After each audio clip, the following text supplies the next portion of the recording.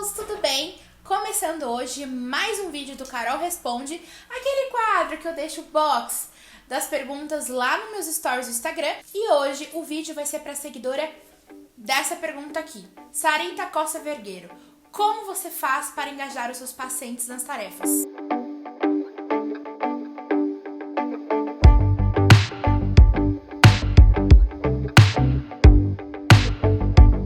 Bom, Sarita, primeiramente eu agradeço pela sua pergunta. Eu acho que é fundamental esse vídeo, até mesmo para os meus clientes entenderem por que a terapeuta deles dá tanta tarefa, né? Então, primeiramente, eu vou explicar um pouquinho para vocês por que eu não gosto de falar paciente e eu falo cliente. O paciente tem uma postura mais passiva que outras abordagens. Por exemplo, o terapeuta, ele fica uma postura um pouco mais retraída e deixa o paciente falar mais sobre isso, e ao longo do tempo ele vai raciocinando o que ele está falando e tendo uma melhora. Na abordagem comportamental, eu gosto de falar cliente porque, de fato, é o cliente que é ativo e ele é... O que aconteceu? Não.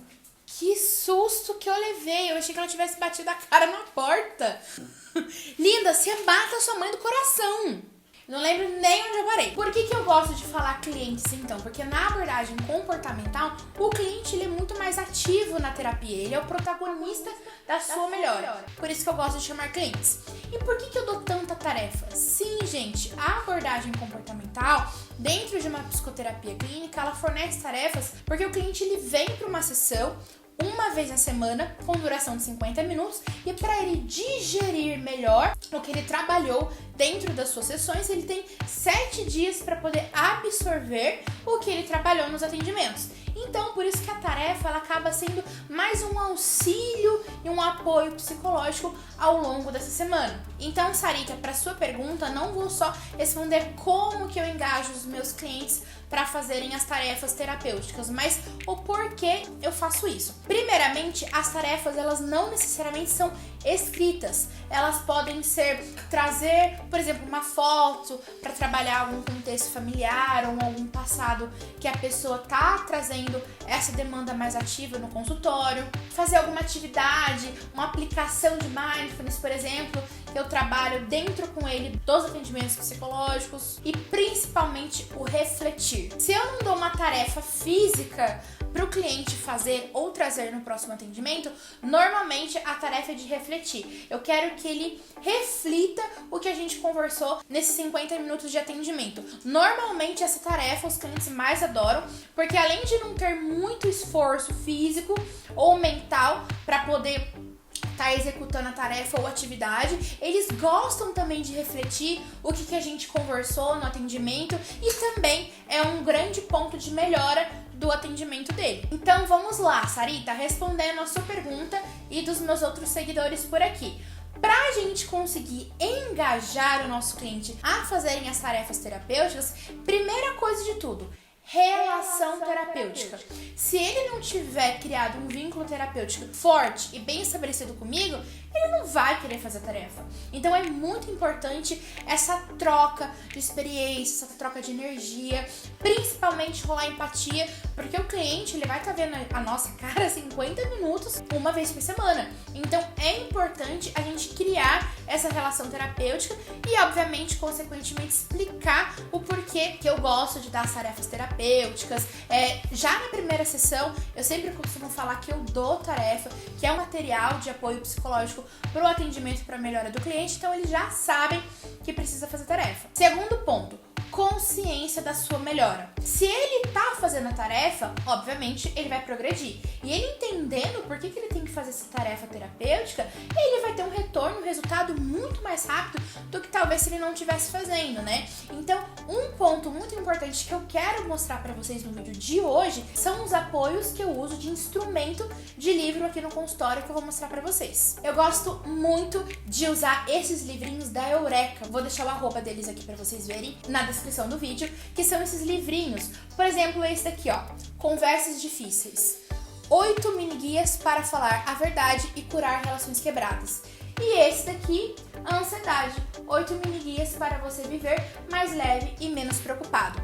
é um clube de livros que eu assino da Eureka, então acaba sendo também um material um pouco mais leigo para esse cliente. Por exemplo, no caso de conversas difíceis, é quando, por exemplo, a gente treina a habilidade social do cliente em atendimento e para ser uma tarefa de apoio, um material teórico, mas de uma forma mais lúdica, para ele entender melhor sobre a sua queixa na casa dele, é levar um livrinho para casa e ter uma leitura super agradável e super gostosa. Outro material que eu adoro usar são esses caderninhos de exercício da editora Vozes. Eu tenho vários aqui no consultório, mais de 10, que é muito bom. Você que é leigo não precisa ser psicólogo para estar comprando nem esses livros, nem os livros da Eureka. Você pode entrar no site e comprar. Então, ó, esse aqui, por exemplo, caderno de exercícios para aceitar seu próprio corpo. Então, um cliente que vem para mim em atendimento no consultório com queixa, por exemplo, de baixa autoestima, ausência de amor próprio,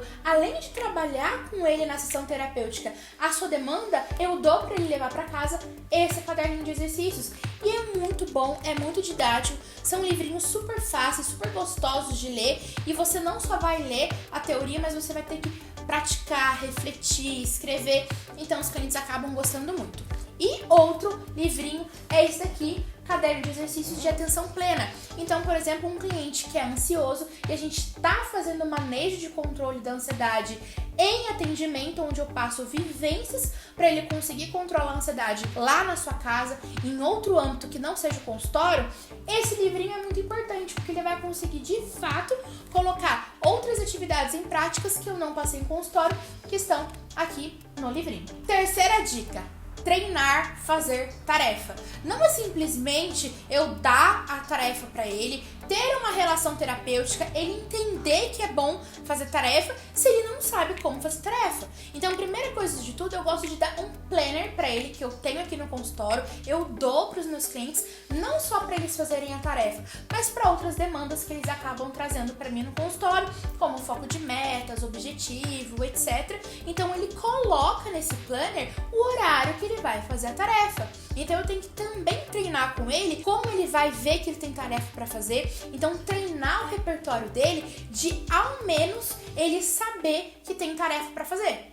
Então ele tem que olhar lá no planner ou na agenda dele, nossa, tem tarefa para fazer da Carol. Então ele vai ter aquele horário, aquele tempo, aquele dia específico para sim ele olhar e fazer a tarefa dele. Se eu tô percebendo que esse cliente ele tá com um pouco de dificuldade de colocar isso em prática, eu tenho o costume de mandar mensagem para ele avisando da tarefa, ou 2 dias antes da sessão, ou no domingo, que é aquele início de semana. Então eu falo: cliente, não esquece a tarefa, hein? Então, para ele não vir para a tarefa e ser punido, coisa que eu normalmente não faço, mas se deu 3 semanas, por exemplo, e ele não trouxe, eu tenho que ver, será que eu consigo trocar o manejo dessa tarefa ou realmente a gente conversar sobre a tarefa em atendimento.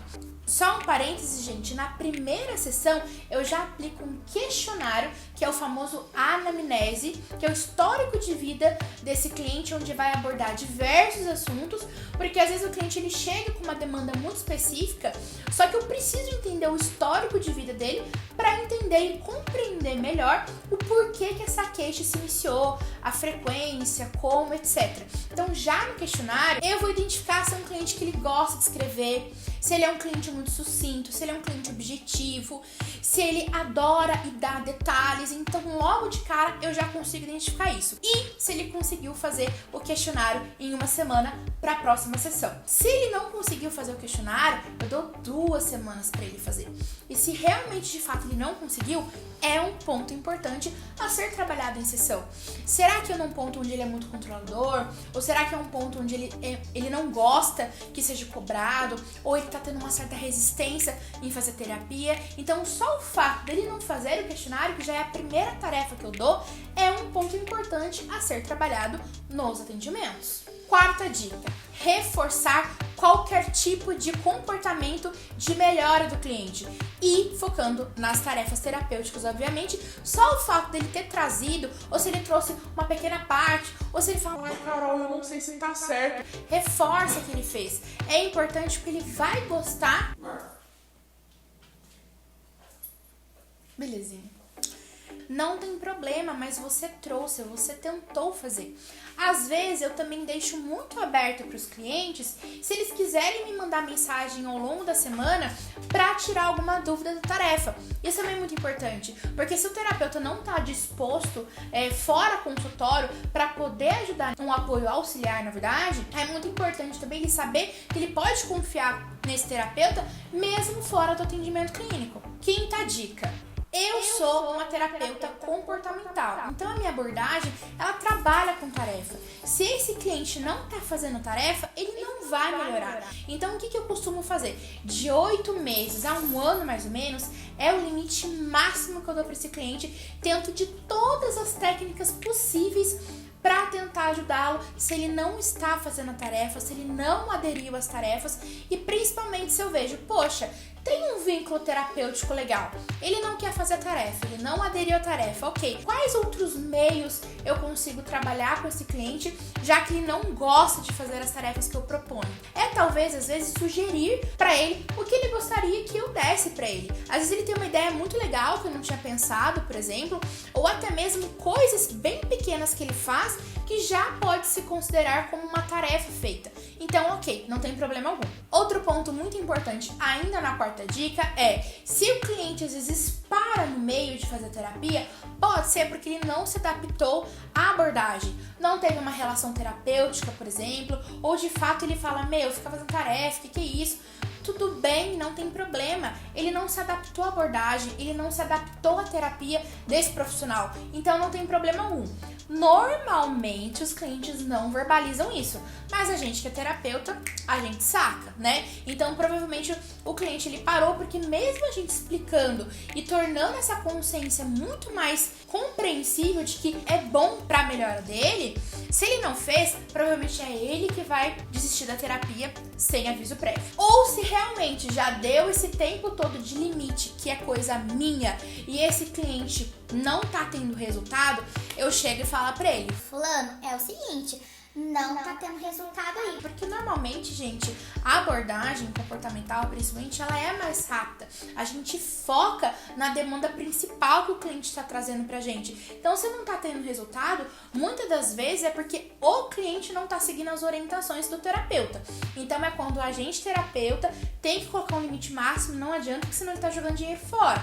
Então, a gente tá perdendo o nosso tempo, sim, o cliente tá perdendo o tempo dele e dinheiro. Então, é quando a gente fala pro cliente, Olha, vou te encaminhar para outro profissional, porque pode ser que você se adapte a outra abordagem. então isso já aconteceu no consultório, eu costumo ter essa atitude. Sexta e última dica é respeitar o tempo do cliente, porque ele que vai se adaptar à nossa terapia e a gente tem o nosso padrão de atendimento, o nosso protocolo de sessão. Então, se ele não está se adaptando à nossa abordagem, por exemplo, a gente tem que dar um tempo também para ele se adaptar, a gente tem que dar um limite para ele se adaptar. E se realmente ele não se adaptar, aí sim a gente faz um encaminhamento. Então, respeitar o tempo do cliente, conhecer como que ele faz as coisas, as tarefas, o jeito que ele gosta, pra gente de fato personalizar as tarefas e os atendimentos clínicos pro cliente melhorar, ter resultados e receber alta. Gostaram das dicas?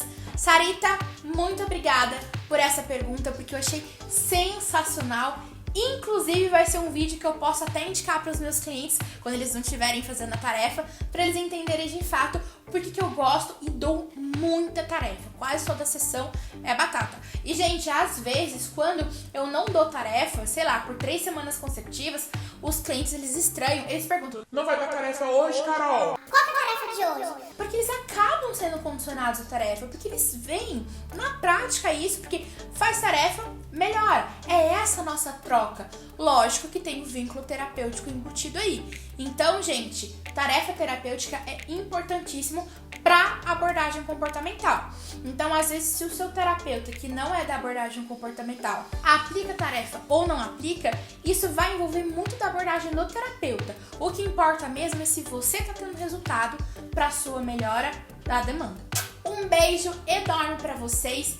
Obrigada pela essa pergunta, Sarita. Espero que tenha ajudado muito todos vocês e até o próximo quadro Carol Responde. Antes de você começar a falar, só dá uma risada, um sorriso. Okay. Nossa, ficou super falso, né? Muito. Deu outro, então.